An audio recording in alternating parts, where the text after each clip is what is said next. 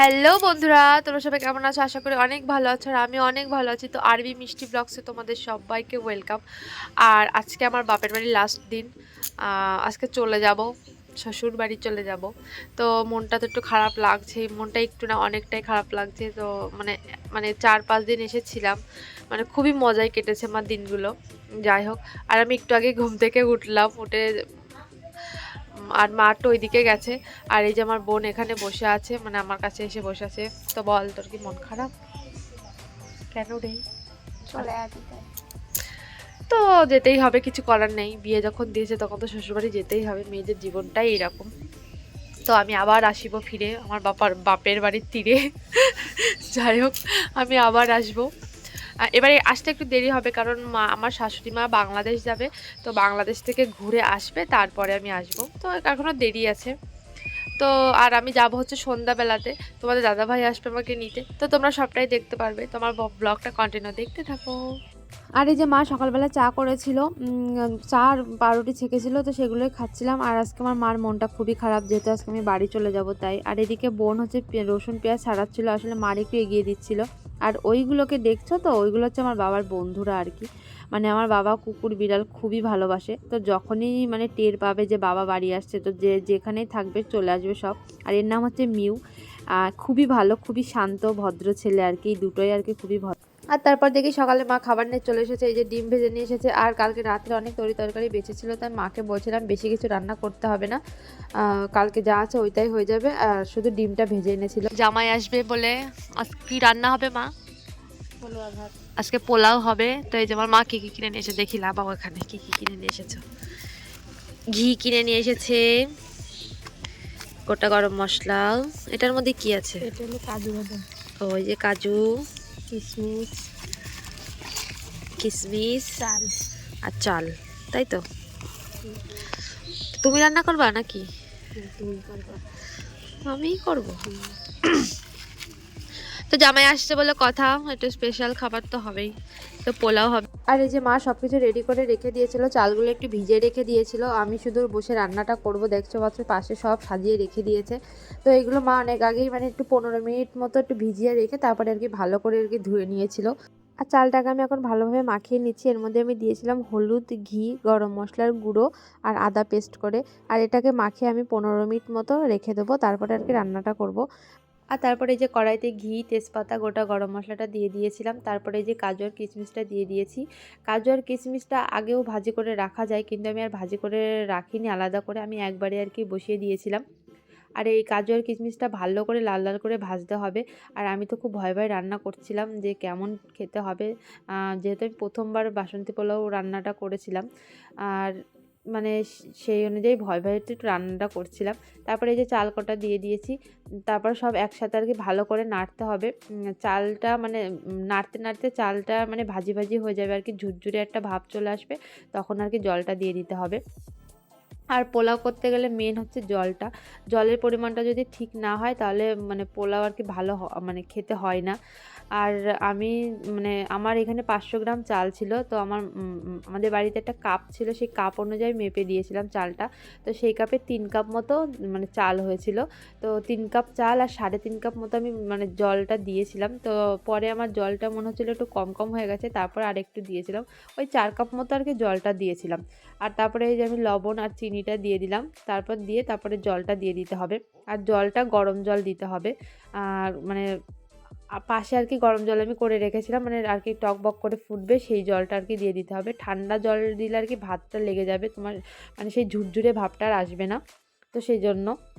আর তারপরে এই যে মা মানে রান্না করছে, তো আমি মাকে উঠিয়ে দিই যে আমি একটুখানি রান্না করতে বসে গেছি।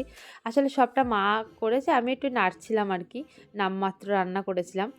আর আমার উনুনে রান্না করতে খুবই ভালো লাগে, সেই জন্য মাকে একটু উঠিয়ে দিয়েছিলাম যে তুমি ওঠো, আমি একটুখানি রান্নাটা করি।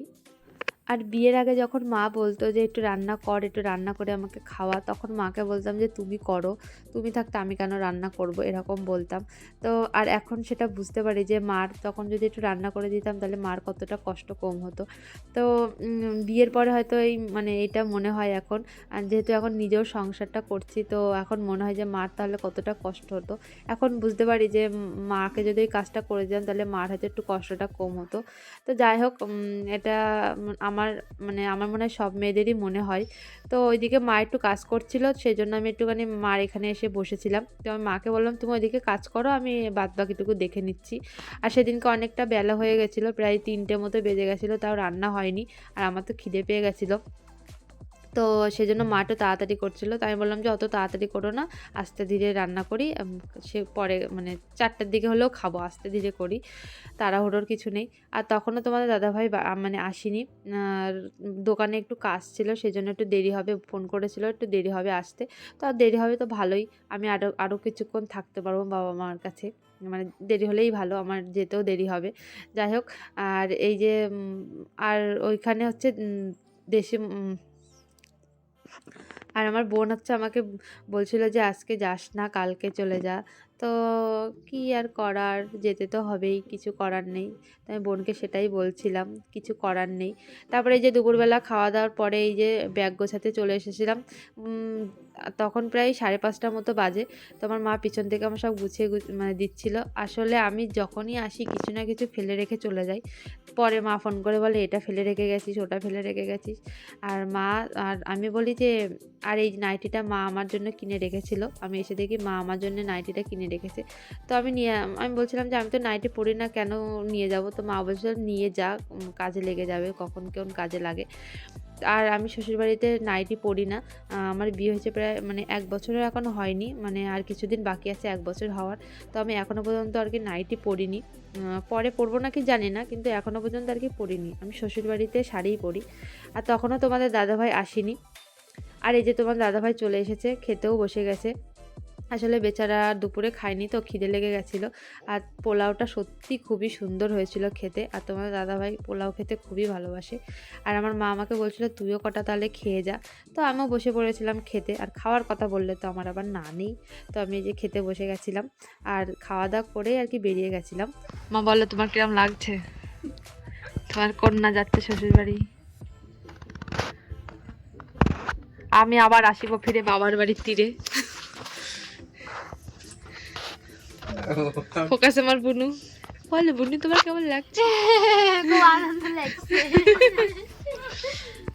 আর এই যে বেরিয়ে পড়েছি, আর এই মুহূর্তটা যে কতটা কষ্টের সেটা শুধুমাত্র একমাত্র একটা মেয়েই বুঝতে পারে, যে বাবা মাকে ছেড়ে আসা কতটা কষ্টের। কি বলতো, যতই মানে কাছে বিয়ে হোক না কেন, তবু মনে হয় যে বাবা মার থেকে কতটা দূরে চলে এসেছি। যতই ভিডিও কলে কথা হোক, ফোনে কথা হোক, তাও মনে হয় যে কতটা মানে দূরে চলে এসেছি, কতদিন দেখি না বাবা মাকে, এরকম মনে হয়। কিন্তু কিছু করার নেই, এটা মানে এটাকেই মেনে নিতে হবে, মেয়েদের জীবনটাই এইরকম।